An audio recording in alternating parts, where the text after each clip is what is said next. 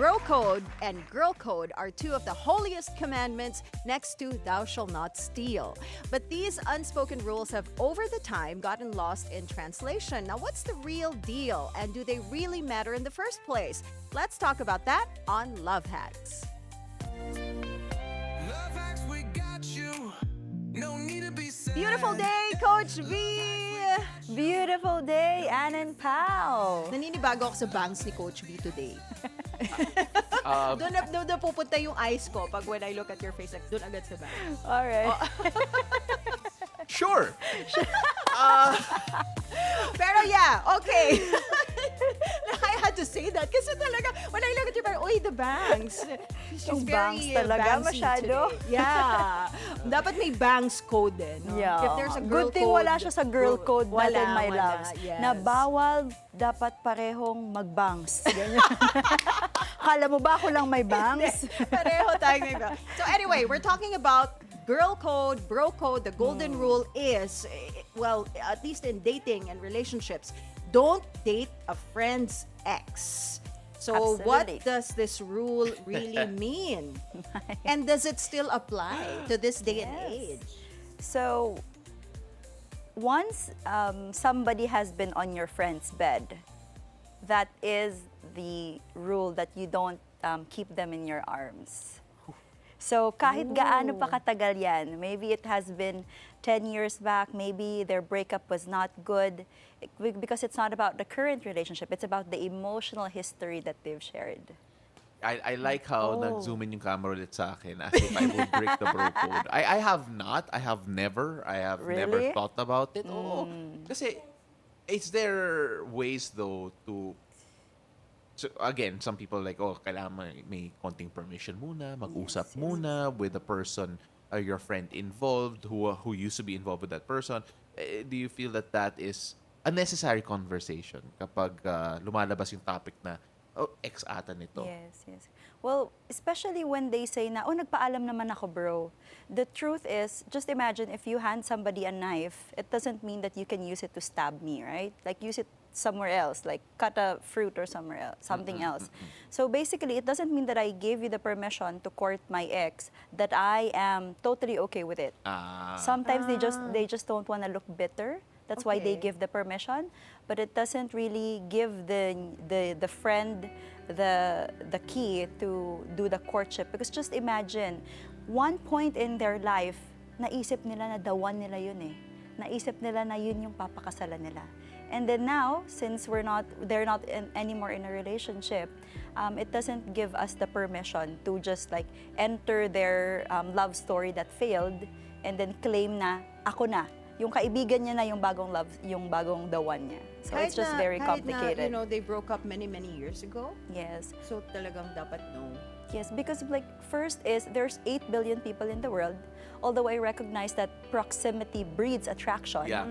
Especially if you guys have been hanging out together. The more nakita mo, ay, ang bait niya pala, ang ganda niya pala. How I wish I was that person that she is with. But really, if you are willing to take that risk, then you are accepting that maybe one way or another, you're gonna break that friendship. And if you're okay with that, go for it.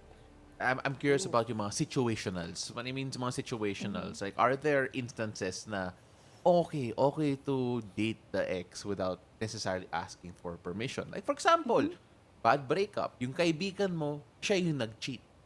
Diba? So you end up dating the person. Parang ganyan Ang sama nun, diba? Parang ganyan yung kanta na If I Was the One, right? Ha? Nakakainis na. If I was the one who's loving you, baby. The only tears you'll cry will be tears of joy. Kasi nag-cheat yung friend niya. Was cheating on the girl. So parang sabi niya, if I was your boyfriend, I wouldn't hurt you. You'd only cry tears of joy. So paano pag ganong situation? So, can I say, there's that Filipino term, no? It's called parang sinulot. Can you say that word? Like, it's like, okay, well, my friend didn't do a good job. Let me do a good job for you. It's even worse than being in a relationship with them if the breakup was good. You know, if their breakup was good, then you could have that conversation that, you know, it was a mutual decision that you don't want to be with each other. But when a cheating happened, it's probably one of them still wants to be with the other person. So you cannot tell for example, the girl that you're courting that, you know what, just be with me because I'm gonna do a better job than my friend. Isn't that not very friendly? To say. Yeah, I get that. That's true. But another thing, another situation that I wanted to talk about. In fact, when we talked about this yesterday, kasi, we really researched these topics. Talaga, may debate talaga. Tapos before the show, dinidiscuss talaga namin ni Paolo yan. We're actually just, I love that. the entire show's a distraction until Love House. But when we, thank when we look at, what if, okay, hindi naman naging sila. Yeah. Parang type lang niya yung person. Type lang. Pero declare niya, uy, type ko to. Like crush niya lang. Crush niya lang. That's so high school, no? Yan yung sabi ko eh. Crush Sabi ko, sobrang high school yan eh. But, talaga may mga affected doon. Correct. And this, yung effect nun is mas grabe kapag sa girls, di ba? For example, we're like super BFF and then you have a crush. And then eventually nalaman mo, yung crush mo is naging kami. Yeah. Even it's more impactful pag sa girls. pag sa babae. Okay. And the time here is nothing. She could have a crush with somebody during our elementary years, and if they end up together on our 30s, it would still have that same, maybe all this time, Anne, you have been looking at my crush. So it's really the trust factor in the friendship that you have to protect more than the label that you have with your current relationship. Nakakaano, no? Oh, I'm so quiet because I'm thinking like, wow, okay, did I ever do this in my lifetime? Actually, because aminin ko, I don't have any experience in any of this that we've discussed so far. Really? I have not. Why am I doubtful? I don't know. But you Where? See, pati si Direk Carrie, where? No, seryoso. I have not had an experience where that's been the Sige, case. all right. Have you, Anne? Yeah. Yeah, yeah. Yun lang naman pala, hinihintay lang naman pala natin si Anne dito. No, I have dated a friend's ex. What happened? Well, I guess, Okay, all right.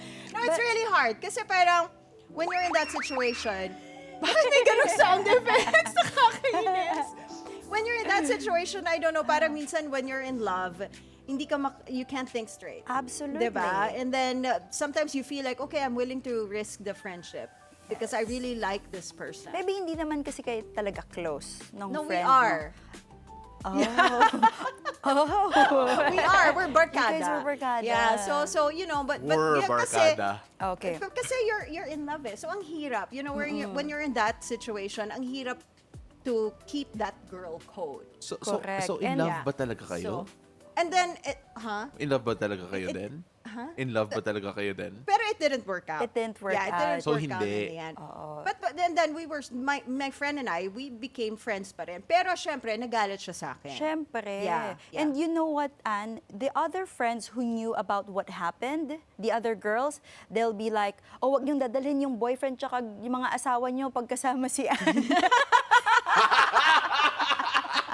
So yun actually, that's the bigger concept of girl codes. So good, sorry That's yung biggest May takeaway ganong ko. reputation. Because it's about the reputation, and it's about the trust that you've kind of betrayed our friend.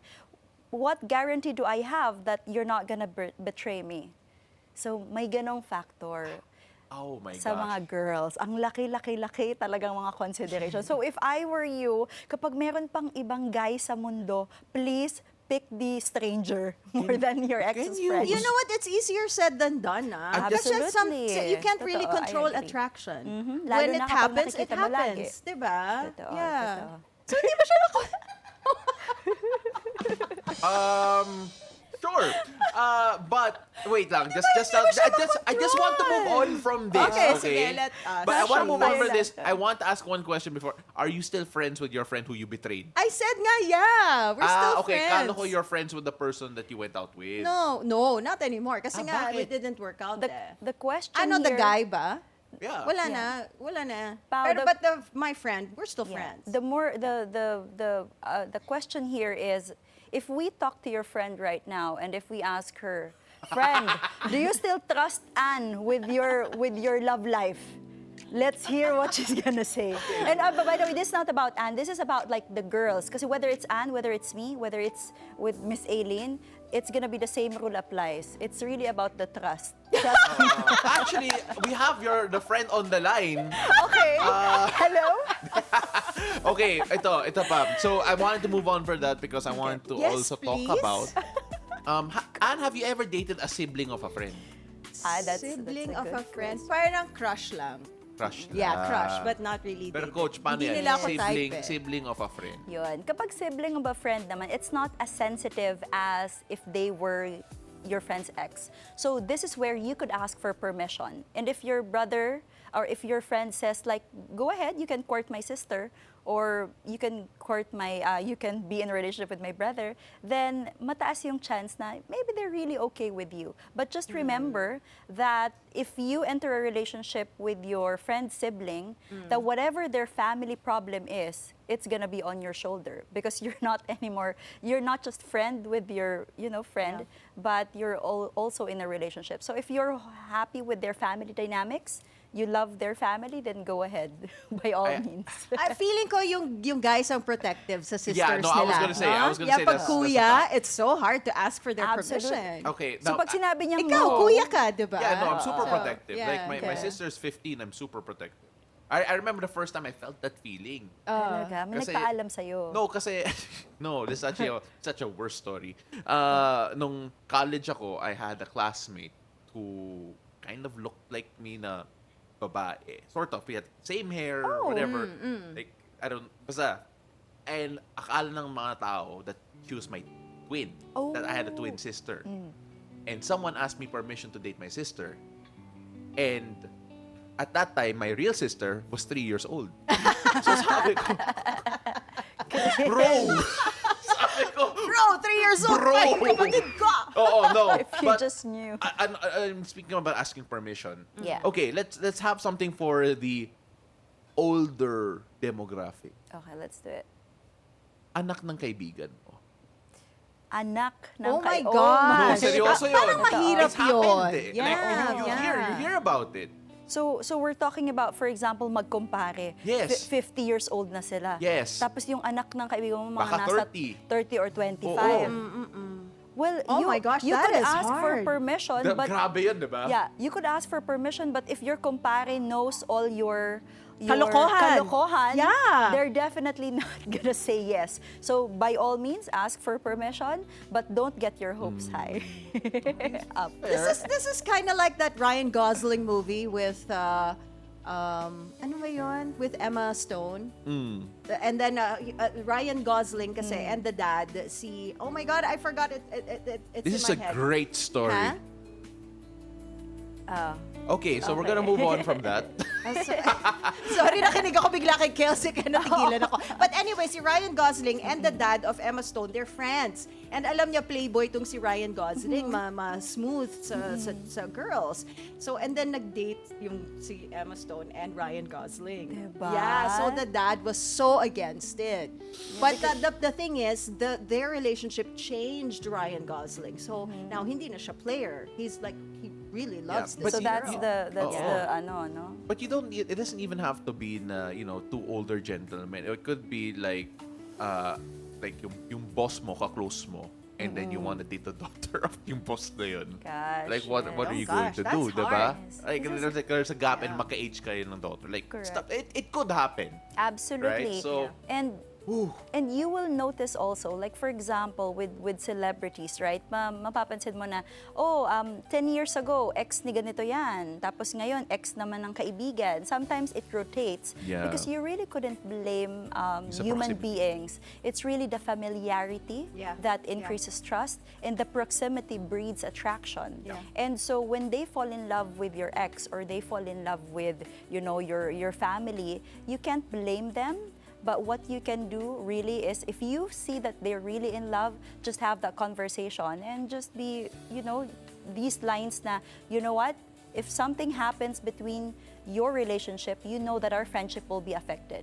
So put a little bit of boundaries and yung mga caution. Yeah. Then, if you trust your friend, then that means that you could also trust them with your family or your ex. Yeah. And you know what, Coach? We have to wrap things Woo, up. okay. But I am super glad that we talked about trust because I trust Anne more now kasi she actually talked about her past today. Yes. Oo. She brought it up, She which brought is it up, a and progress. because of Ngayon that, mo lang ako we pinagkakatiwalaan. trust her more. Maraming salamat, Coach B. Thank you so much. Thank you, Always Coach enjoy B. Welcome, that. my pleasure. Thank you. And that's a wrap on our show this Wednesday.